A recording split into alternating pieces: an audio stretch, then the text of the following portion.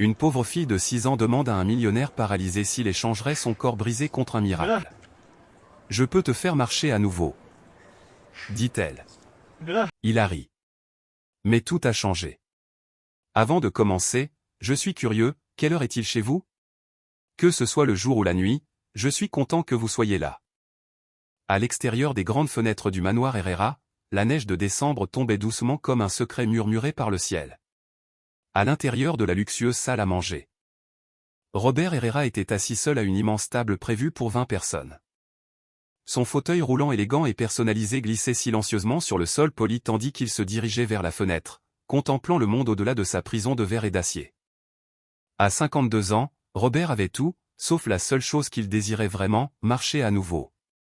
Cela faisait 20 ans depuis l'accident de voiture qui lui avait privé de l'usage de ses jambes.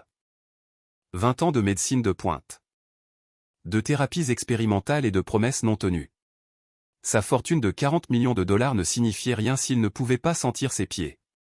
Le manoir résonnait de vide. Sa femme l'avait quitté. 15 ans auparavant, incapable de supporter son amertume. Ses amis s'éloignèrent, épuisés par son tempérament et son désespoir. Même sa mère, Elena, lui rendait de moins en moins visite. Son cœur se brisant à chaque fois qu'elle voyait le regard vide de son fils.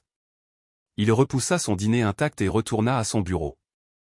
À travers les vitres givrées, il observait les silhouettes se précipiter sur le trottoir. Les gens ordinaires. Les gens qui marchaient. Des gens qui n'avaient aucune idée à quel point c'était précieux. Un léger coup à la porte arrière rompit le silence. Qui pourrait être dehors par une nuit glaciale comme celle-ci? La gouvernante était partie depuis des heures et Robert n'attendait personne. Les coups sont revenus. Doux mais persistants. La curiosité a pris le dessus sur sa solitude habituelle. Il traversa la maison en fauteuil roulant, passant devant des portraits d'ancêtres qui avaient marché. Devant des meubles conçus pour quelqu'un qui ne le ferait jamais. Les coups cessèrent, mais il ouvrit quand même la lourde porte. Là, recroquevillée sur elle-même pour se réchauffer, se tenait la plus petite personne qu'il ait jamais vue sur le pas de sa porte. Une fille, pas plus âgée que 6 ans. Avec des cheveux bruns emmêlés et des vêtements en lambeaux. Ses chaussures étaient pleines de trous, sa fine veste ne faisait pas le poids face à l'hiver du Massachusetts. « Monsieur, » dit-elle d'une petite voix, « j'ai très faim. Avez-vous quelque chose que vous ne mangerez pas ?» Robert regarda, stupéfait. En 2 décennies d'isolement, personne n'était jamais venu demander de l'aide.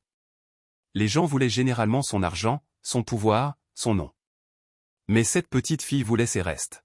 « Que fais-tu ici tout seul ?» demanda-t-il, la voix rauque à cause d'années de silence. « J'habite avec ma mère dans cet immeuble là-bas, » dit-elle en montrant un appartement en ruine de l'autre côté de la rue. « Elle travaille tard et j'ai eu faim. Madame Patterson, la voisine, a dit que les gens riches jettent toujours la bonne nourriture. » Ses yeux étaient d'un bleu vif, sans peur. Indifférent au fauteuil roulant. Elle le regardait comme un homme, pas comme un millionnaire brisé. « Comment t'appelles-tu » demanda Robert avant de pouvoir s'en empêcher. « Sophia Morale. Et je suis Robert Herrera. Mais tu peux m'appeler Matteo. » Sophia sourit. Et pour la première fois depuis des années, quelque chose remua dans la poitrine de Matteo. Quelque chose qu'il pensait mort. « Je vais vous proposer un marché, monsieur Matteo, » dit Sophia en s'approchant. « Si tu me donnes la nourriture dont tu ne veux pas, je te donnerai quelque chose d'encore meilleur. » Matteo rit amèrement. « Et que pourrais-tu bien m'offrir, petit ?» Sophia le regarda droit dans les yeux et posa doucement sa main sur l'accoudoir de sa chaise. « Je peux te faire marcher à nouveau. » Les mots le frappèrent comme un coup. Pendant un instant, sa vieille rage refit surface. Comment osait-elle se moquer de lui avec des promesses impossibles? Il avait déjà tout entendu auparavant. Médecin, guérisseur, chercheur. Ils ont pris son argent. Lui ont vendu des rêves et l'ont laissé sans rien. Mais quelque chose dans la voix de Sophia l'empêcha de claquer la porte. Pas de cupidité. Pas de supercherie. Juste une pure certitude. Comme si elle avait dit que le ciel était bleu ou que la neige était froide. Matteo a ri. Un son étrange et creux dans l'air gelé. « Tu penses que tu peux me faire marcher ?» « Je sais que je peux, » répondit calmement Sophia. Je l'ai déjà fait. Le lendemain matin, Matteo s'est réveillé avec ces paroles résonnant encore dans son esprit. Je peux te faire marcher à nouveau. Il lui avait donné un récipient de son dîner intact et l'avait regardé disparaître dans la nuit avec la promesse de revenir. Alors que Madame Chen, la gouvernante, préparait un petit déjeuner qu'il ne mangerait probablement pas, Matteo se retrouva à attendre, pour la première fois depuis des années, à attendre quelque chose avec espoir. Monsieur Herrera, dit prudemment Madame Chen, il y a une petite fille qui vous demande à la porte. Son cœur a fait un bond. Faites-la entrer. Sophia apparut dans l'embrasure de la porte. Toujours dans ses vêtements usés, mais elle semblait briller dans la lumière du matin. Elle tenait un petit sac en papier dans ses mains. Bonjour, monsieur Matteo. Gazouilla-t-elle. Je t'ai apporté quelque chose. Tu m'as apporté quelque chose, demanda-t-il. Sincèrement surpris. Les gens ont pris. Ils n'ont pas donné. Sophia hocha la tête et sortit une fleur fanée de son sac. Il venait clairement du jardin de quelqu'un, un peu abîmé par les intempéries. Mais elle l'offrit comme si c'était un trésor. Ma mère dit que lorsque quelqu'un est gentil avec toi, tu devrais être gentil en retour.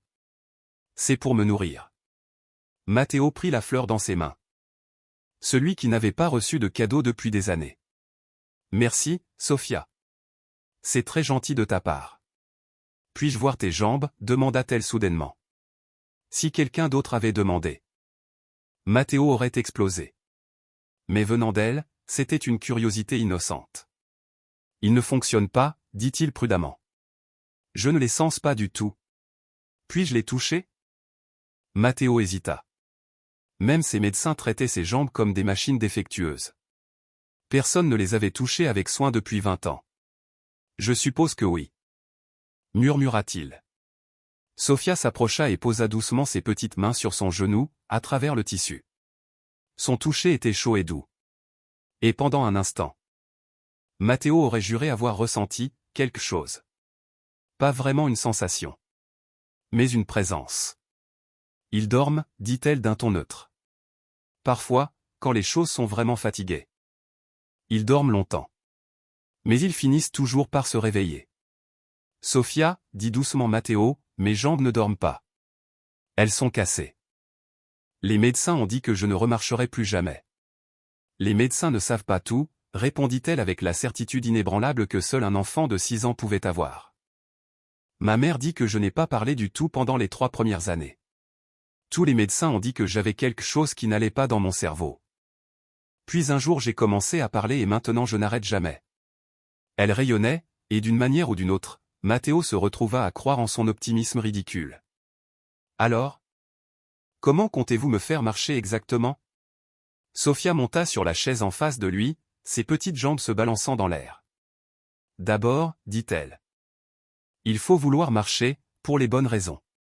Que veux-tu dire? La plupart des gens veulent des choses justes pour eux-mêmes. Mais la magie ne fonctionne pas comme ça. Tu dois vouloir marcher pour aider les autres. Magie. Matteo faillit rire à nouveau, mais quelque chose dans les yeux honnêtes de Sophia l'arrêta. J'ai passé 20 ans à rêver de marcher. A déclaré Matteo. Croyez-moi, je rêve vraiment de marcher. Ferai-je le veux. Mais pourquoi? Demanda Sophia. Pourquoi veux-tu marcher? La question prit Matteo au dépourvu. Pourquoi le voulait-il, au juste? Pour revenir à la normale, reprendre sa vie en main, cesser de se sentir brisé. Je veux redevenir la personne que j'étais, répondit-il finalement. Sophia secoua la tête. C'est vouloir quelque chose pour toi. Que se passerait-il si vous pouviez à nouveau marcher, mais seulement pour aider les autres? Le voudriez-vous encore? Matteo regarda le petit philosophe debout devant lui. Qui lui avait jamais demandé ce qu'il savait faire, pour les autres? Je ne sais pas, a-t-il admis. Ce n'est pas grave. Dit Sophia d'un ton enjoué. On a le temps de réfléchir. Je peux revenir demain. Oui, répondit Matteo sans hésiter. Oui, tu peux revenir. Alors que Sophia trottait vers la porte. Elle se tourna vers lui avec un sourire. Oh, et monsieur Matteo, vous devriez prendre votre petit déjeuner. Vous allez avoir besoin de force. Pour la première fois depuis des mois. Matteo avait faim. Pendant ce temps, Lucia Moral faisait irruption dans son petit 2 pièces, en retard pour son deuxième travail. À son âge, Lucia paraissait plus âgée. Épuisée par 6 ans de monoparentalité et 3 emplois pour survivre. « Sophia, mon amour, où es-tu ?»« Je suis là, maman », répondit Sophia depuis la cuisine, où elle était assise à sa petite table en train de colorier. Lucia tomba à genoux à côté de sa fille, la scrutant avec ce radar maternel finement réglé, façonné par des années d'inquiétude constante. « Madame Patterson m'a dit que vous aviez disparu pendant des heures hier. Où êtes-vous allé ?» Le crayon de Sophia s'arrêta sur sa feuille. « Je me suis fait une nouvelle amie. »« Quel genre d'amie ?» demanda Lucia, la voix crispée par cette peur familière qui naît lorsqu'on élève un enfant dans un quartier où le danger se cache à chaque coin de rue. « Il s'appelle Monsieur Matteo. Il habite dans la grande maison d'en face. Il est en fauteuil roulant et très triste. Mais je vais l'aider à remarcher. » Le sang de Lucia se glaça. Un homme adulte qu'elle ne connaissait pas passait du temps avec sa fille de 6 ans. Toutes ses alarmes hurlèrent en elle. « Sophia, ma chérie, tu ne peux pas entrer chez des inconnus. Ce n'est pas sûr. Mais ce n'est plus un étranger. C'est mon ami. Il me donnait à manger quand j'avais faim. Tu avais faim ?» Le cœur de Lucia se serra. Elle avait laissé des biscuits et un sandwich, mais visiblement, ce n'était pas suffisant. Ça ne l'avait jamais été. « Juste un peu », dit rapidement Sophia, sentant la détresse de sa mère. « Eta j'aime. Matteo a beaucoup de nourriture qu'il ne mange pas. Il est très gentil, maman. Il m'a laissé lui toucher les jambes. » Tous les instincts protecteurs de Lucia s'illuminaient. « Il quoi ?» Je voulais voir pourquoi il ne marchait pas. Il dormait, mais je peux les réveiller. Lucia serra sa fille dans ses bras. L'innocence de son enfant était son plus grand trésor. Mais aussi sa plus grande peur. Sophia voyait le monde comme un endroit magique où tout pouvait être réparé, où tout le monde était bien. À 6 ans. Elle ne comprenait pas encore les dangers qui tenaient sa mère éveillée la nuit. « Chérie, j'ai besoin que tu me promettes quelque chose. Tu ne retourneras pas dans cette maison. »« D'accord ?» répondit Sophia. « Mais maman ?»« Sans aucun doute, Sophia. Je sais que tu veux aider les gens, et c'est merveilleux, mais parfois. Les adultes qui accueillent des enfants chez eux ne sont pas des gens bien. » Le visage de Sophia s'assombrit. « Mais Monsieur Matteo est une bonne personne. Il est juste seul. »« Je suis sûr qu'il a l'air gentil, » commença Lucia, mais un coup à la porte les interrompit. Son instinct hurlait n'ouvre pas les créanciers, les propriétaires. Les mauvaises nouvelles arrivaient généralement à cette heure-là. « Madame Moral, » dit une voix d'homme. « Je m'appelle Robert Herrera. Je crois que votre fille Sophia est venue chez moi. » La peur de Lucia redoubla. Il avait suivi Sophia. Il savait où elles habitaient. Elle saisit la batte de baseball près de la porte et l'entr'ouvrit, la chaîne toujours verrouillée. Par l'ouverture, elle aperçut un homme en fauteuil roulant, bien habillé, rasé de près, sans l'éclat prédateur qu'elle redoutait. Il paraissait nerveux. « Que veux-tu » demanda Lucia. « Je voulais te rencontrer. » Dis simplement Matteo. Ta fille passe du temps avec moi, et je pensais que tu avais le droit de savoir qui j'étais. Tu n'entres pas. Je comprends ton inquiétude, dit Matteo calmement. Si j'avais une fille, je la protégerais aussi. Et si on parlait ici? Ou mieux encore, toi et Sophia pourriez venir chez moi, et constater par toi-même que je ne te veux aucun mal. Maman? S'il te plaît, supplia Sophia derrière elle. Je t'avais dit qu'il était gentil. Lucia regarda le visage plein d'espoir de sa fille, puis de nouveau l'homme en fauteuil roulant. Il n'était pas celui qu'elle avait imaginé. Quelque chose en lui semblait brisé, triste, perdu au tout comme elle. 5 minutes, dit-elle enfin. Et je continuais. Elle leva la batte. Matteo sourit sincèrement. Je n'en attendais pas moins d'une bonne mère. Alors qu'ils traversaient la rue ensemble. Lucia ne pouvait s'empêcher de penser que leur vie était sur le point de changer à jamais. De près, la demeure Herrera était encore plus impressionnante. Lucia avait déjà nettoyé les maisons de familles aisées, mais rien de comparable. Le hall d'entrée était plus grand que tout son appartement. C'est magnifique, murmura-t-elle malgré elle. Ce n'est qu'une maison, répondit Matteo, même si Lucia perçut une pointe de fierté dans sa voix. « Puis-je t'offrir quelque chose? Du café? Du thé? » « Un café serait parfait, » a admis Lucia. Épuisée par 4 heures de sommeil et une journée entière debout. Tandis que Matteo préparait le café dans une cuisine digne d'un magazine, Sofia explorait la maison avec une curiosité intrépide. Elle touchait les précieux vases, examinait les tableaux, déambulait dans les pièces majestueuses au haut plafond. Elle n'a peur de rien, observa Matteo, presque impressionné. C'est ce qui me fait peur, répondit Lucia. Sofia voit le monde comme quelque chose de magique. Elle ne comprend pas que certains puissent lui faire du mal. Est-ce que quelqu'un lui a déjà fait du mal? Demanda doucement Matteo, et bien que la question fût douce, Lucia perçut une inquiétude sincère. Elle regarda cet inconnu à un homme riche qui n'avait aucune raison de se soucier d'une fille pauvre et vit quelque chose de réel dans ses yeux, de la compassion.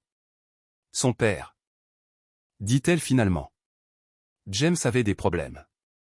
Drogue, alcool, colère. Quand Sofia avait 2 ans, j'ai compris qu'elle n'était pas en sécurité. Je suis parti. Ma famille s'est rangée de son côté. Ils ont dit que j'exagérais. Je suis désolé, dit Matteo. Et il le pensait. J'ai 3 boulots pour survivre, continua Lucia, surprise de voir à quel point elle partageait. Ménage le matin. Saisie de donner l'après-midi, réapprovisionnement des rayons le soir. Je laisse Sofia à Madame Patterson quand j'en ai les moyens, mais ces derniers temps, je n'ai plus d'argent pour une babysitter. Matteo hocha la tête, compréhensif. Je fais ce que je peux, mais parfois ce n'est pas suffisant. Quand elle a faim et que je ne suis pas là. Sa voix se brisa. Maman? Dit Sofia en retournant à ses côtés. Ne pleure pas. Monsieur Matteo, dites à ma maman pourquoi vous avez besoin de moi pour vous aider à marcher. Matteo semblait mal à l'aise. Sofia? Je ne pense pas que tu puisses. Oui, je peux, dit-elle fermement. Mais d'abord, tu dois comprendre pourquoi tu dois marcher. Ce n'est pas pour toi monsieur Matteo, c'est pour son. Elle a pointé Lucia du doigt. Que veux-tu dire? Demanda Matteo. Maman travaille dur, mais elle est toujours triste et inquiète. Elle pense qu'elle doit tout faire seule. Mais vous avez de l'argent, une grande maison, et vous êtes quand même triste, dit Sofia. Vous avez besoin l'un de l'autre. La vérité de cette déclaration a frappé les 2 adultes comme une claque. Cet enfant de 6 ans a vu des liens et des solutions qu'aucun d'eux n'avait osé envisager. Sofia, dit doucement Lucia. Ce n'est pas si simple. Pourquoi pas, répondit Sofia. Monsieur Matteo est seul et nous avons besoin d'aide.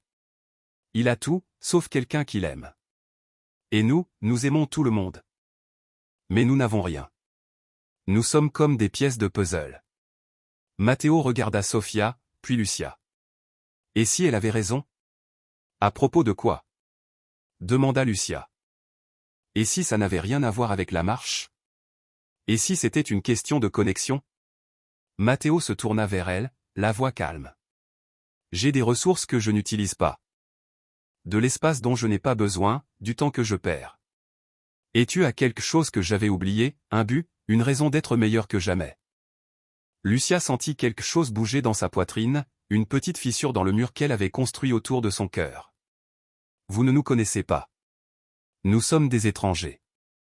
Toi et James étiez également des étrangers lorsque vous vous êtes rencontrés, a souligné Matteo. Parfois, les étrangers deviennent une famille, répondit Lucia. Et parfois les étrangers vous brisent le cœur. Sofia grimpa sur les genoux de Matteo avec l'aisance d'un enfant qui avait déjà décidé que quelqu'un était digne de confiance. M. Matteo ne nous brisera pas le cœur, maman. Il a déjà trop souffert pour faire exprès de blesser quelqu'un. Les bras de Matteo entourèrent instinctivement l'enfant. Lucia vit des larmes lui monter aux yeux. Quand avait-on eu pour la dernière fois une confiance aussi totale en lui? Que proposes-tu? Demanda Lucia à voix basse. Je ne sais pas encore. Admit Matteo.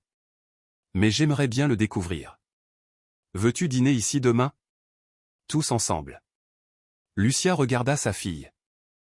Calme et heureuse dans les bras d'un homme qui avait été autrefois un étranger, et prit une décision qui l'effraya. D'accord, dit-elle. Dîner. La nuit suivante. Lucia se tenait devant la maison des Herrera, vêtue seulement de sa plus belle robe, luttant contre une envie irrésistible de faire demi-tour et de fuir. Elle avait passé la journée à douter de sa santé mentale. Que faisait-elle, en emmenant sa fille dîner chez un inconnu? Mais lorsque Matteo ouvrit la porte, son visage s'illumina d'une manière qui la toucha profondément. Depuis combien de temps n'avait-on pas vu quelqu'un paraître sincèrement heureux de la voir? Vous êtes venu, dit-il. Comme s'il avait craint qu'il ne vienne pas. Sofia ne m'a pas laissé faire marche arrière, a admis Lucia. La salle à manger avait été transformée. Au lieu de la longue table formelle pour 20 convives, Matteo avait installé une petite table ronde près de la fenêtre. Des bougies scintillaient doucement. Et la porcelaine coûteuse avait été remplacée par des assiettes colorées, plus adaptées à un enfant. C'est magnifique, dit Lucia, presque contre sa volonté. Je voulais que ce soit comme chez moi, dit doucement Matteo. Je me rends compte que je ne me souviens même plus de ce que ça signifie. Le dîner s'est étonnamment bien passé. Matteo avait commandé dans un restaurant italien du centre-ville, et la nourriture était meilleure que tout ce que Lucia avait mangé depuis des années. Mais au-delà de ça, la conversation s'est déroulée naturellement. Matteo a posé des questions sur les matières préférées de Sofia à l'école, sur le travail de Lucia, sur ses rêves et ses peurs. « Que veux-tu faire quand tu seras grande ?» demanda Matteo à Sofia pendant le dessert. « Un médecin » répondit Sofia sans hésiter, « pour aider les gens à aller mieux. » « Et comment vas-tu m'aider, Sofia ?» demanda doucement Lucia. « Nous en avons déjà parlé » a déclaré Sofia. Monsieur Herrera a consulté de nombreux médecins. Mais ils essayaient de soigner ses jambes. Je vais réparer son cœur. Les mots tombèrent dans le silence. Matteo porta instinctivement une main à sa poitrine. Lucia comprit le sens des paroles de Sofia à l'instant même où elle comprit. Mon cœur va bien, dit-il doucement. Non, ce n'est pas ça, répondit simplement Sofia. C'est tout fermé et dur. C'est pour ça que tes jambes ne fonctionnent plus. Ton cœur a oublié comment envoyer de l'amour à tes pieds. Le corps ne fonctionne pas comme ça, ma chérie, dit doucement Lucia. Peut-être que certains corps le font, murmura Matteo. Peut-être que quand on cesse de se soucier de tout, on cesse de ressentir quoi que ce soit. Sofia hocha la tête avec empressement. Exactement. Alors si on peut rouvrir ton cœur, peut-être que tes jambes se souviendront de ce qu'elles ressentaient. C'était ridicule, impossible. Défiant tout ce que la médecine disait sur les lésions de la moelle épinière. Mais en regardant cette petite fille qui croyait au miracle, Matteo se sentait différent, plus chaleureux, plus vivant. « Et comment on fait ça ?» demanda-t-il sérieusement. « Facile, dit Sofia. On recommence à se soucier des autres. Et ils se remettent à se soucier de nous.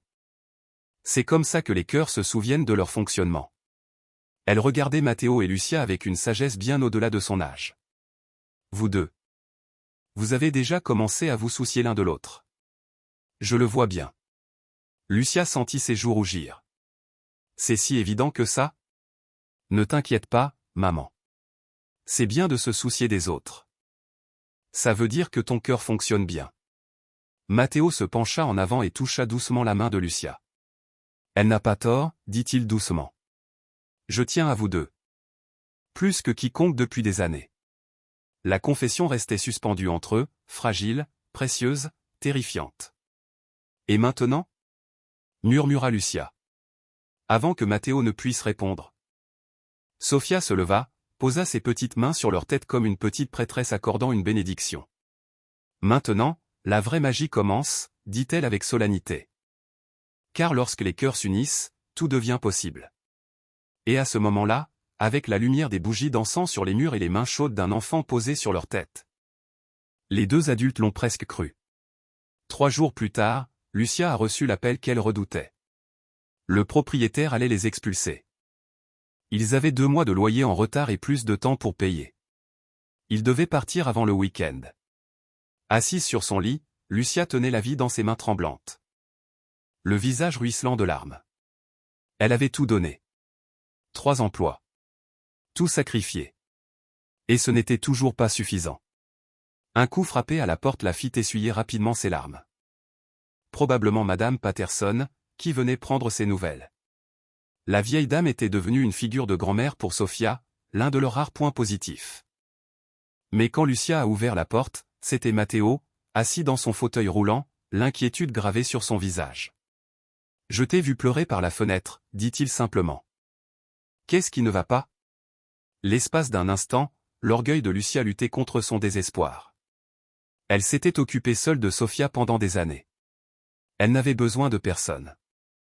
Mais face à l'inquiétude sincère de Matteo, ses dernières défenses s'effondrèrent.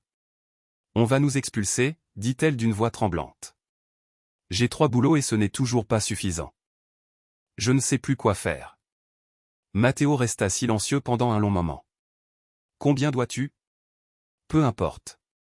Je ne peux pas continuer à emprunter de l'argent que je ne pourrai jamais rembourser. Même si j'en avais assez pour ce mois-ci, qu'en serait-il du mois suivant? Et de celui d'après? Et si tu n'avais plus jamais à payer de loyer? Lucia leva les yeux. Qu'est-ce que tu dis? Viens vivre avec moi. Les mots tombaient entre eux comme des pierres jetées dans une eau calme. Le premier réflexe de Lucia fut de dire non, de fuir, de se protéger, elle et Sofia, du chagrin qui, elle en était certaine, surviendrait. Tu ne sais pas ce que tu dis, murmura-t-elle. Oui, je sais exactement ce que je dis, répondit Matteo. Cette maison compte 37 pièces. J'en utilise peut-être 5. Il y a une suite d'amis au rez-de-chaussée avec sa propre entrée et sa cuisine privée. Toi et Sofia auriez votre propre espace, votre intimité. Je ne peux pas me le permettre. Tu ne paierais pas de loyer. Est-ce que vous nous aideriez? Comment pourrais-je faire autrement? La voix de Matteo s'adoucit. En me donnant une raison de me lever le matin. En me permettant de participer à quelque chose de bien. En me permettant de prendre à nouveau soin de quelqu'un. Depuis l'appartement. La voix de Sofia résonnait. Maman? C'est Monsieur Matteo. Un instant plus tard, elle apparut sur le pas de la porte, son visage s'illuminant à sa vue. Êtes-vous ici pour vos médicaments pour le cœur? Demanda-t-elle avec le plus grand sérieux. Mon quoi? Demanda Matteo, déconcerté. Votre remède pour le cœur. C'est ce qui arrive quand on se soucie les uns des autres, c'est comme un remède pour les cœurs brisés. Lucia regarda sa fille, puis Matteo. Et pendant une seconde, elle s'est demandé. Et si c'était vraiment aussi simple? Que penseront les gens? Demanda-t-elle. Une mère célibataire emménageant avec un homme riche. Ils peuvent penser ce qu'ils veulent. Dit Matteo fermement. Ceux qui comptent comprendront. Ceux qui ne comptent pas, ne comptent pas. Maman, dit Sofia en tirant sur sa chemise, souviens-toi de ce que tu me dis toujours. Parfois. Quand on se noie, il faut se laisser lancer une corde. Lucia avait dit ces mêmes mots à sa fille une semaine auparavant, alors que Sofia avait du mal à demander de l'aide à l'école. Et maintenant? Elle se retrouvait face à ses propres conseils. C'est une corde? Demanda-t-elle doucement à Matteo. C'est ce que tu veux, répondit-il. Un nouveau départ. Un refuge. Une chance pour nous tous d'être mieux ensemble que séparément. Lucia ferma les yeux et prit une grande inspiration. Lorsqu'elle les rouvrit, elle vit Matteo la regarder avec un mélange d'espoir et de peur, et Sofia les regardait tous les deux avec le calme de quelqu'un qui avait toujours su comment tout cela finirait. D'accord? Dit-elle enfin. Mais il y aura des règles. Nommez-les. Sofia et moi devons contribuer. Nous ne sommes pas une œuvre de charité. D'accord. Tu peux m'aider à la maison. Coordonner le travail avec le personnel, gérer les tâches que je ne peux pas gérer depuis ce fauteuil. Et si ça ne marche pas, on trouvera une solution. Parce que certaines choses, dit Matteo fermement, valent la peine de se battre. Sofia frappa dans ses mains. Je te l'avais dit. La magie opère. Et Lucia commença à croire que peut-être, juste peut-être. Ils avaient tous trouvé quelque chose en quoi il valait la peine de croire. Elle ne pouvait s'empêcher de penser que sa fille de 6 ans était peut-être la personne la plus sage qu'elle ait jamais connue. Après tout, qui a dit que les miracles étaient impossibles? 2 semaines après le début du mois de janvier, leur nouvelle vie à Herrera Manor avait trouvé un rythme inattendu. Lucia se réveillait chaque matin dans la suite d'amis, qui ressemblait à un palais comparé à leur ancien appartement, et elle attendait ce jour avec impatience. Matteo avait tenu parole. Il méritait sa place. Il avait pris en charge la gestion du personnel de nettoyage, la coordination de la maintenance et le tri d'un courrier accumulé depuis des mois. Pour la première fois depuis des années. Lucia se sentait compétente et utile, et non plus seulement désespérée. Sofia avait transformé le manoir en son propre terrain de jeu. Elle s'était liée d'amitié avec Madame Chen. Avait appris le nom de tous les livreurs et avait même convaincu le jardinier de la laisser planter des fleurs dans la serre. Mais surtout, elle s'était déclarée cardiologue officielle de Matteo. Il est temps de vous faire soigner, monsieur Matteo, annonça Sofia un après-midi, entrant dans son bureau avec un air sérieux. Quel est le traitement prescrit aujourd'hui, docteur Sofia? Demanda Matteo en souriant. Aujourd'hui, nous pratiquons la gratitude. Madame Chen a préparé des biscuits et ils sentent bon le bonheur. Il faut en manger un et penser à 3 choses positives. C'est devenu un rituel quotidien. Sofia prescrivait des émotions comme des médicaments, gratitude, joie, espoir, compassion. Au début, Matteo jouait le jeu, car elle était charmante. Mais petit à petit, quelque chose d'extraordinaire commença à se produire. Pendant 20 ans, il n'avait connu que colère et vide. Maintenant, assis dans son bureau ensoleillé. Des miettes de biscuits sur sa chemise, le rire de Sofia résonnant dans le couloir, il ressentait la paix. Quand avait-il ressenti cela pour la dernière fois? Mes 3 points positifs. Dit Matteo d'un ton sérieux. Premièrement, les biscuits de Madame Chen, parce qu'ils sentent bon le bonheur. Deuxièmement, ta mère a souri au petit déjeuner aujourd'hui. Et ce n'était pas un sourire inquiet. Et troisièmement, j'ai dormi toute la nuit sans mes cauchemars habituels. Tu vois. S'écria Sofia triomphalement. Ton cœur se fortifie de jour en jour. Cet après-midi-là, Matteo examinait des documents financiers lorsqu'il ressentit quelque chose d'étrange, un picotement dans la jambe droite.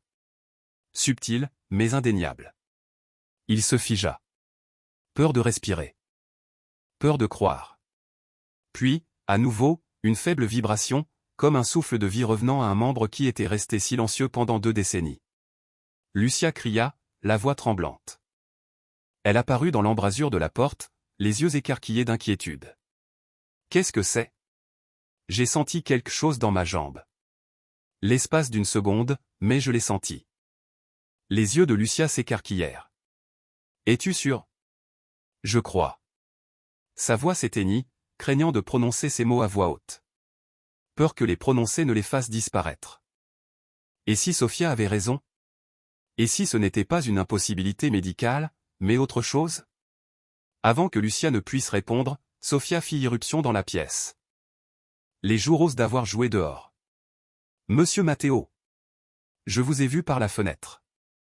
Vous aviez l'air différent. Comme si, vous rayonniez. Matteo et Lucia échangèrent un regard. L'enfant avait-il pressenti ce qui venait de se passer?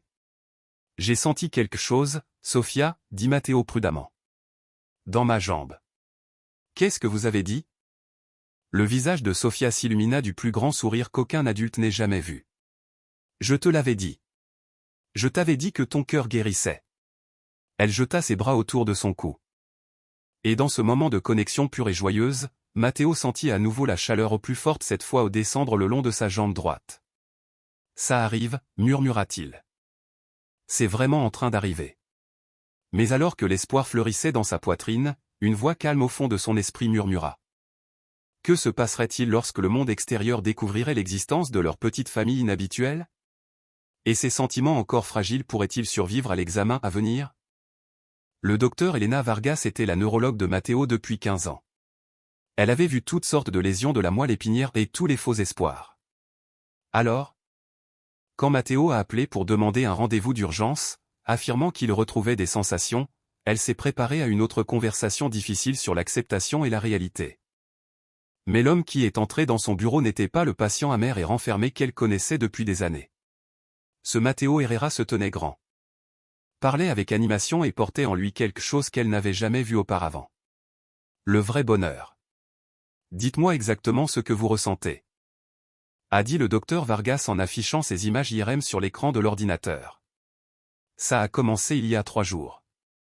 J'ai ressenti des picotements dans la jambe droite, juste au-dessus du genou.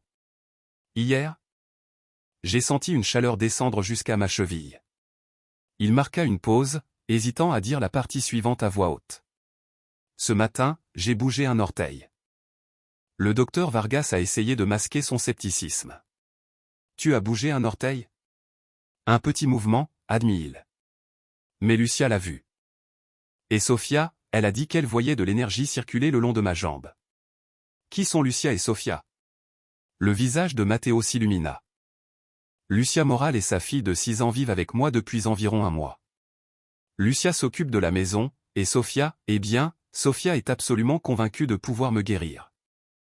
Plusieurs signaux d'alarme se sont déclenchés dans l'esprit du docteur Vargas, un patient vulnérable, une femme et son enfant emménageant chez lui, des affirmations de guérison miraculeuse. Il avait déjà observé ce scénario, et il se terminait rarement bien. Matteo, dit-il doucement, je dois te poser des questions difficiles. T'a-t-on encouragé à changer de traitement médical? T'a-t-on proposé des thérapies alternatives? T'a-t-on demandé de signer des documents financiers? L'expression de Matteo se durcit. Tu penses qu'il profite de moi? Je crois que tu ressens quelque chose de magnifique, l'espoir. Et je veux juste m'assurer que cet espoir n'est pas exploité. Docteur Vargas, je suis morte intérieurement depuis 20 ans. Ces dernières semaines, j'ai redécouvert ce que c'est que d'être en vie. Et si c'est ça, être manipulé, alors j'en suis reconnaissante. L'examen physique qui a suivi a été approfondi et professionnel. Le docteur Vargas a testé les réflexes de Matteo, vérifié sa sensibilité et observé attentivement ses efforts pour bouger ses orteils. À sa grande surprise, il a constaté des changements subtils, rien de spectaculaire ni de miraculeux, mais une nette amélioration de la réponse musculaire et des fonctions sensorielles. Il se passe certainement quelque chose, a-t-il finalement admis. Je ne peux pas l'expliquer médicalement, mais il y a des changements mesurables dans vos réponses neurologiques. Alors tu me crois? Je crois en ce que je peux mesurer. Mais Matteo, tu dois rester réaliste. Même si tu retrouves un peu de sensibilité. Une guérison complète de ce genre de blessure est impossible. Je sais ce que disent les manuels, répondit doucement Matteo. Mais peut-être qu'ils n'expliquent pas tout. Le docteur Vargas observa son patient avec attention, avec sincérité. Pendant 15 ans, il avait vu cet homme sombrer dans la dépression et l'isolement. Maintenant, il rayonnait d'énergie et de détermination. En tant que médecin, elle ne pouvait expliquer sa transformation physique. Mais en tant qu'être humain, elle voyait que quelque chose au plus profond de son esprit avait commencé à guérir. J'aimerais les rencontrer, Lucia et Sophia. Si elles t'aident à guérir, elles devraient faire partie de ton équipe médicale. Matteo sourit. Sophia va adorer ça. Elle dit depuis des semaines que la médecine et la magie fonctionnent mieux ensemble. Ce soir-là, Matteo partagea les conclusions du médecin au cours du dîner. Sophia l'écouta attentivement, hochant la tête comme si tout cela avait un sens. Le docteur Vargas veut vous rencontrer, dit Matteo. Bien, répondit calmement Sophia. Il doit comprendre que certaines guérisons proviennent des machines et de la médecine, mais que la meilleure vient de l'amour et les deux ensemble sont encore meilleurs. Lucia se pencha sur la table et prit doucement la main de Matteo. Quoi qu'il arrive, je suis fier de ton courage. Je ne suis pas courageux, dit-il doucement. J'ai peur.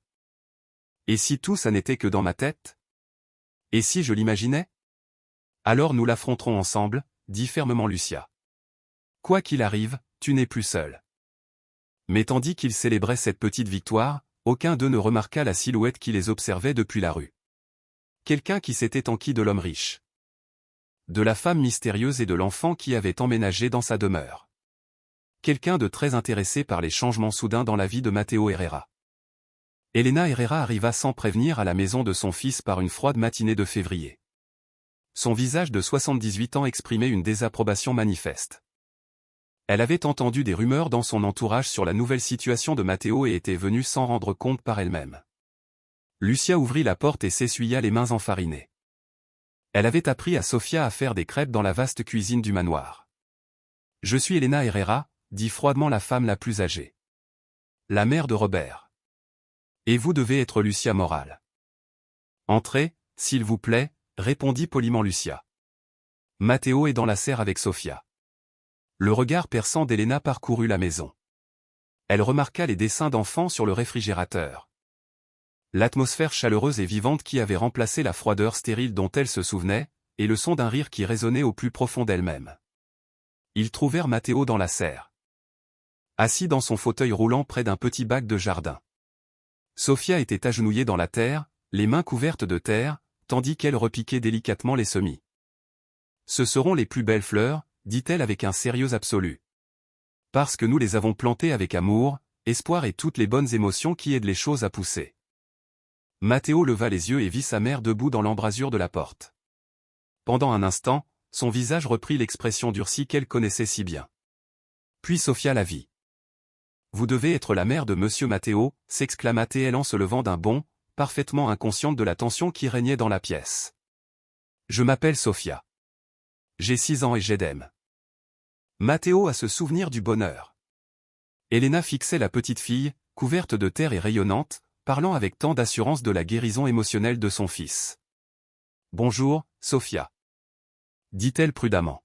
« Je suis Madame Herrera. »« Tu peux m'appeler grand-mère Elena si tu veux, » répondit Sophia d'un ton enjoué.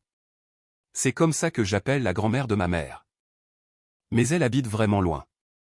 Ce serait bien d'avoir une grand-mère à proximité. » Cette simple offre frappa Elena comme un coup de poing dans la poitrine. Elle avait depuis longtemps accepté qu'elle n'aurait jamais de petits-enfants, qu'elle ne ressentirait jamais ce genre de joie et maintenant, un enfant la lui offrait librement, sans condition. « Sophia, ma chérie, laisse Madame Herrera et Matteo parler un instant, » dit doucement Lucia, sentant la tension. « Mais ils font partie de la famille, » protesta Sophia. « Les familles doivent parler ensemble. »« C'est bon, » dit Elena, se surprenant elle-même. « Elle peut rester. » Pendant l'heure qui suivit, Elena observa son fils interagir avec Sophia et Lucia.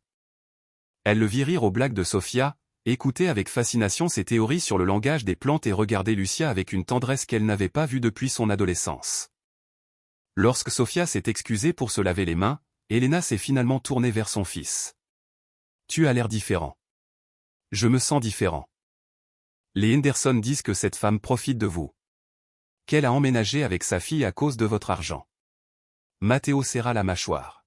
« Qu'en penses-tu » Elena jeta un coup d'œil vers la cuisine, où les voix de Lucia et Sophia flottaient.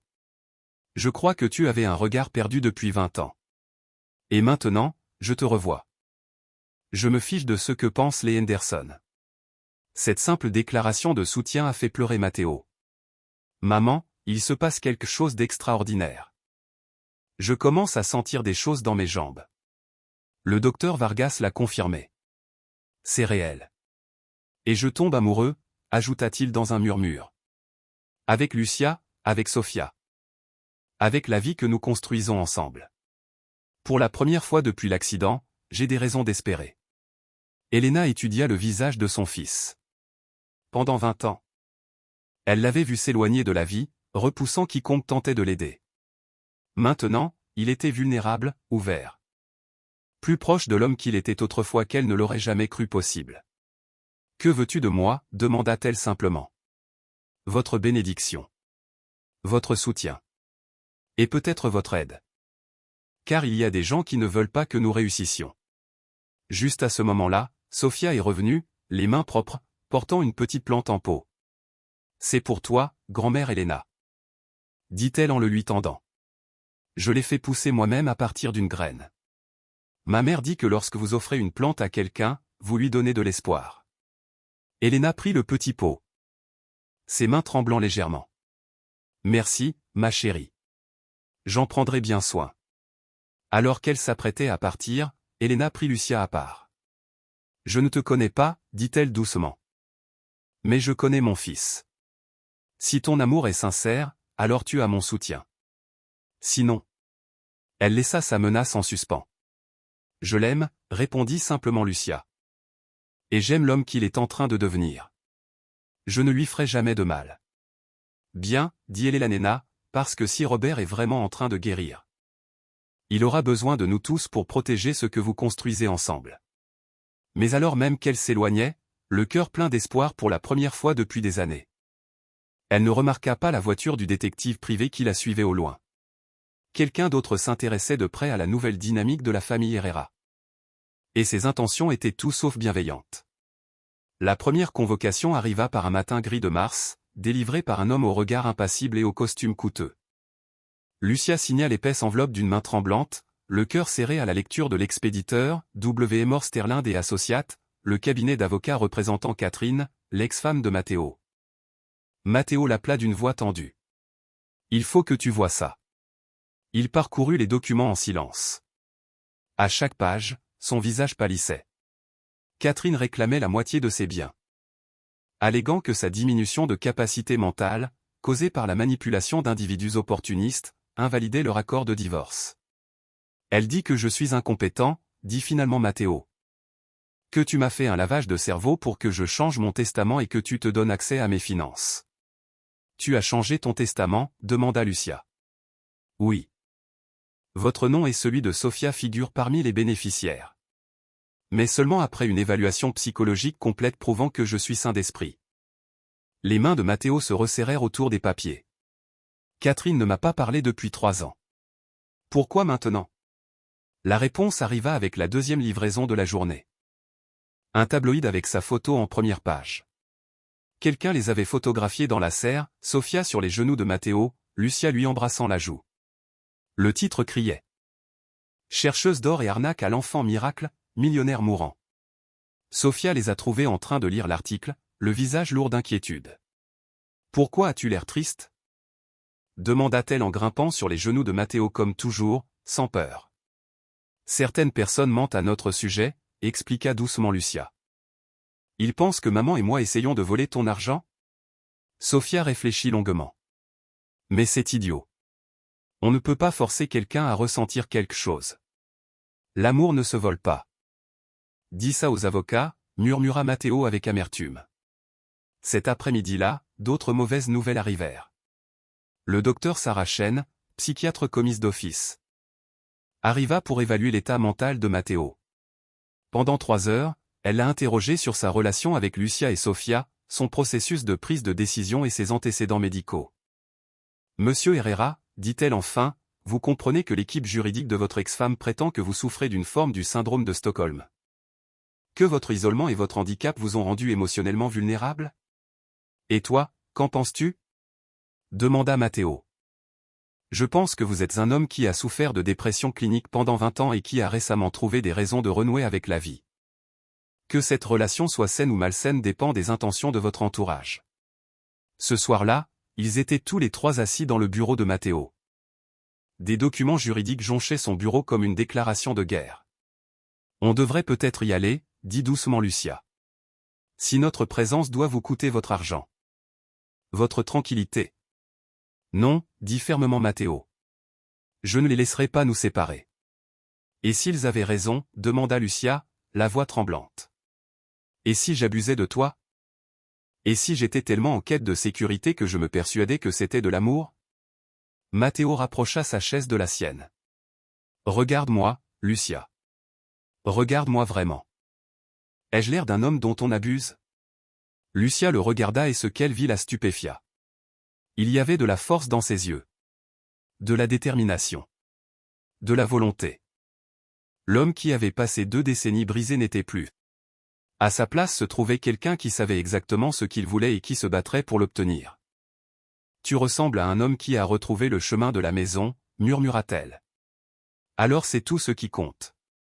Qu'il nous interroge, qu'il nous juge. Nous connaissons la vérité. Sofia, qui était inhabituellement silencieuse, prit soudain la parole. La magie fonctionne trop bien. Les 2 adultes se tournèrent vers elle. Que veux-tu dire, ma chérie, demanda Lucia. Quand quelque chose de vraiment bien se produit, parfois des personnes très mauvaises tentent de l'arrêter. Mais elles n'y parviennent pas, car l'amour est plus fort que le mal. Le cœur de M.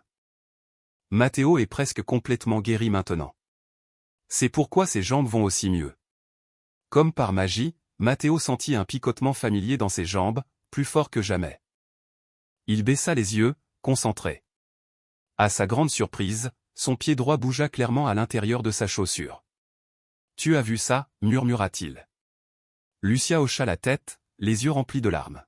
« Je l'ai vu. » Quoi qu'il arrive aux avocats, aux journaux ou à ceux qui tentent de nous détruire, dit Matteo d'une voix ferme, ils ne peuvent pas supporter ça. Nous sommes là les uns pour les autres. Nous avons de l'espoir. Nous avons de l'amour. Mais même lorsqu'ils s'embrassèrent, Aucun d'eux ne savait que la plus grande épreuve pour leur fragile bonheur était encore à venir. Le lendemain allait leur apporter une révélation. Une révélation qui allait remettre en question tout ce qu'ils croyaient sur les miracles, la guérison et le pouvoir de l'amour de changer l'impossible. Et s'il ne l'aimait que parce qu'il avait besoin d'eux? Et si son impuissance était le fondement de leur lien? L'aimerait-il encore s'il n'était plus brisé? Il les trouva dans le jardin. Sophia apprenait à Lucia à planter correctement des bulbes, avec l'expertise d'une enfant de 6 ans. Ils levèrent les yeux à son approche, sentant immédiatement que quelque chose avait changé. « Qu'a dit le docteur » demanda Lucia. Matteo leur raconta tout, les scanners, la régénération, le diagnostic du docteur Winter. Lorsqu'il eut terminé, Sophia applaudit de joie. Mais l'expression de Lucia était difficile à déchiffrer. « C'est merveilleux, dit-elle prudemment, tout ce que tu espérais. » Mais Matteo percevait l'incertitude dans sa voix. La même peur qui le hantait. « Lucia, si je remarche, si je n'ai plus besoin d'aide, crois-tu que nous allons nous effondrer » demanda-t-il doucement. « Crois-tu que tu es entré dans ma vie parce que j'étais brisé? Et si je ne l'étais plus » Lucia resta silencieuse un long moment. Puis elle se leva, les mains encore couvertes de terre. Et le regarda droit dans les yeux. « Tu crois que je suis tombée amoureuse de ton fauteuil roulant » demanda-t-elle. « Je crois que tu es tombée amoureuse d'un homme qui avait désespérément besoin de toi. Un homme qui ne pourrait pas survivre sans toi. »« Tu as raison, » dit Lucia. Et le cœur de Matteo se serra. « Je suis tombée amoureuse d'un homme qui avait besoin de moi, mais pas parce qu'il ne pouvait pas marcher, Matteo. Je suis tombée amoureuse d'un homme au cœur brisé. Qui avait oublié comment faire confiance, qui avait renoncé au bonheur. J'ai vu cet homme réapprendre à espérer. Sophia. Qui avait écouté tout l'échange avec le sérieux que seul un enfant peut invoquer lors de conversations sérieuses entre adultes, s'est soudainement levé. « Puis-je te dire un secret » demanda-t-elle. Les deux adultes hochèrent la tête. « J'ai toujours su que tu remarcherais, monsieur Matteo. Ça n'a jamais été la vraie magie. » Alors, quelle était la vraie magie? Demanda Matteo. Sophia sourit, le genre de sourire qui semblait appartenir à quelqu'un de bien plus âgé que 6 ans. La vraie magie, c'était de te voir te rappeler que tu méritais d'être aimé. Tes jambes guéries, c'était juste un plus. Des larmes coulaient sur le visage de Matteo. Pendant 20 ans, il avait cru que sa valeur dépendait de sa capacité à marcher, à être indépendant. À n'avoir besoin de personne. Mais assis dans ce jardin, la terre sous les ongles et l'amour au cœur, il comprit enfin à quel point il s'était trompé. « Alors, quand je pourrai à nouveau marcher » demanda-t-il lentement, « m'aimeras-tu toujours » La voix de Lucia était ferme, inébranlable. « Nous t'aimerons encore plus, car tu seras entier. Totalement toi. L'homme qui a surmonté l'impossible. L'homme qui a choisi l'amour plutôt que la peur. » Cette nuit-là, alors qu'il mettait Sophia au lit, elle fit une simple déclaration qui les laissa sans voix. « Demain est le jour où la plus grande magie se produira. »« Que veux-tu dire » demanda Lucia. « Demain, monsieur Matteo fera son premier pas. Et tout le monde verra que la petite fille qui croyait au miracle avait raison depuis le début. » Et tandis qu'il l'embrassait pour lui souhaiter bonne nuit et éteignait la lumière. Ni Matteo ni Lucia ne se demandaient comment elle pouvait savoir cela. Ils avaient appris à faire confiance à cet enfant extraordinaire et à son intuition du cœur et de l'âme. Mais demain allait prouver que le don de Sophia pour voir l'impossible allait bien au-delà de la guérison émotionnelle. Demain allait tout changer. Le matin du 15 mars est arrivé clair et lumineux. La lumière du soleil traversant les hautes fenêtres du manoir Herrera. Matteo se réveilla différent, empli d'une énergie qu'il n'avait pas connue depuis 20 ans. Les picotements dans ses jambes s'étaient intensifiés pendant la nuit, comme un courant électrique réveillant des voix endormies, silencieuses depuis 20 ans. Lucia le trouva dans la cuisine. Assis plus droit que d'habitude dans son fauteuil roulant. « Aujourd'hui, c'est différent » a-t-il simplement dit. Avant qu'elle puisse répondre, Sophia a fait irruption dans la pièce. Toujours en pyjama, tremblante d'excitation. « C'est aujourd'hui, monsieur Matteo. Vous vous souviendrez de la marche. »« Chérie, nous ne le savons pas » commença Lucia. « Je sais. » dit Sophia avec une certitude inébranlable. « J'en ai rêvé. Dans mon rêve, une lumière dorée entourait le cœur de monsieur Matteo. Elle descendait jusqu'à ses orteils. Puis il s'est levé. Et la lumière est devenue si intense que tout le monde pouvait la voir. Matteo regarda l'enfant qui avait transformé sa vie. Sofia, même si mes jambes guérissent, réapprendre à marcher demandera des mois de rééducation. Je pourrais peut-être me lever, mais... Essaie, tout simplement, dit-elle doucement. Essaie, tout simplement, tout de suite. Le cœur de Matteo battait fort. Pendant 20 ans, il avait craint de trop vouloir, de croire en ce qui pourrait ne jamais arriver. Mais en plongeant son regard dans les yeux pleins d'espoir de Sofia et le regard aimant de Lucia, il réalisa qu'il n'y avait plus de place pour la peur. Lentement, prudemment. Il posa ses mains sur les accoudoirs. La sensation dans ses jambes était plus vive que jamais, une énergie chaude et palpitante, à l'image de son rythme cardiaque. « Je les sens », murmura-t-il. « Je les sens vraiment. » Il commença à se redresser. Et pour la première fois depuis 20 ans, ses jambes répondirent pas parfaitement, pas avec force, mais elles bougèrent. Elles le maintinrent. Elles se souvinrent. Petit à petit, Matteo se leva de sa chaise. Lucia halta, couvrant sa bouche avec ses deux mains. Sofia regardait en silence, son expression était celle d'une connaissance calme. Comme si elle avait toujours été certaine que ce moment viendrait. « Tu es prête » murmura Lucia. « Tu es vraiment prête ?» Matteo se tenait debout, légèrement instable, mais indéniablement droit. Des larmes ruisselaient sur son visage. Ce n'était plus seulement des picotements, mais une véritable émotion. Une véritable force. « Essaie de faire un pas » dit doucement Sofia. « Juste un petit pas. Vers moi. » Matteo regarda les 3 mètres qui les séparaient. Ils auraient aussi bien pu être à 5 kilomètres. Mais Sofia tendit ses petites mains. Le visage rayonnant d'amour et de foi. « Allez, monsieur Matteo. Je suis là. » Il leva le pied droit. Il fit un pas. Puis un autre. Trébuchant. Hésitant. Mais marchant.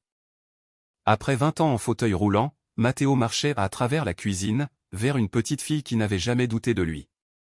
Lorsqu'il l'atteignit, il tomba à genoux et la serra fort dans ses bras. Ils pleurèrent tous les deux. « Tu l'as fait » lui murmura-t-elle à l'oreille. « Tu as su marcher. »« Non » dit Matteo en la corrigeant doucement. « On l'a fait. Ensemble. Cet après-midi-là. » Le docteur Vargas est arrivé avec une équipe de spécialistes pour documenter ce qu'ils appelaient déjà le cas de régénération vertébrale le plus extraordinaire de l'histoire de la médecine. Ils ont effectué des tests, des scanners, des mesures, tout cela confirmant ce que tout le monde avait vu, Matteo Herrera marchait à nouveau. « J'étudierai ce cas toute ma carrière. » A déclaré le docteur Vargas, et je ne comprendrai peut-être jamais comment cela a été possible. « Ce qui compte, c'est comment, dit Matteo. Ce qui compte, c'est que ça se soit produit. » Winters regarda la famille rassemblée devant elle car ils formaient indéniablement une famille baie-souris. « Tu as raison. Certaines choses n'ont pas besoin d'être expliquées. Elles méritent juste d'être célébrées. » Plus tard dans la journée, alors qu'ils étaient assis dans le jardin où tant de guérisons avaient eu lieu, Sofia fit une dernière déclaration. « La magie n'est pas terminée. »« Que veux-tu dire » demanda Lucia. Monsieur Matteo a réappris à marcher. Mais c'était de la magie d'entraînement. Maintenant, place à la vraie magie. Sofia sourit. Maintenant, tu vas te marier. Et je serai la demoiselle d'honneur. Et nous vivrons tous heureux pour toujours, comme dans les contes de fées. Sauf que celui-ci est réel. Et il est à nous. Matteo et Lucia se regardèrent. Et à cet instant, ils comprirent que ce petit garçon de 6 ans venait d'exprimer ce qu'ils n'avaient jamais osé espérer. « C'est ça que tu veux » demanda doucement Matteo. « C'est ce que je souhaite depuis notre rencontre » répondit Lucia. « Je n'ai jamais osé y croire. »« Eh bien, » dit Matteo en lui prenant les 2 mains. « Nous avons déjà prouvé que l'impossible peut arriver quand on aime assez pour y croire. » 6 mois plus tard, Matteo Herrera épousait Lucia Moral à l'église Sainte-Marie. Sofia se tenait fièrement en tant que demoiselle d'honneur. Carmen souriait, fière grand-mère. Le docteur Vargas fut témoin du miracle. La presse mondaine l'a qualifié de mariage de l'année. Mais pour les 3 âmes qui l'animaient, ce n'était que le prochain chapitre d'une histoire qui leur avait déjà enseigné la plus grande vérité, l'amour peut tout guérir. Même ce que la science considère comme impossible. Et au premier rang, tenant une fleur que Sofia lui avait offerte. Carmen Herrera essuyait des larmes de joie en regardant son fils marcher avec confiance vers un avenir qu'un enfant avait rendu possible grâce à la foi. Le miracle ne se résumait pas à ce que Matteo ait remarché. Le véritable miracle résidait dans la rencontre de trois âmes brisées, qui se sont retrouvées. Et parfois, lorsque l'amour est suffisamment fort et la foi suffisamment pure, même l'impossible devient inévitable.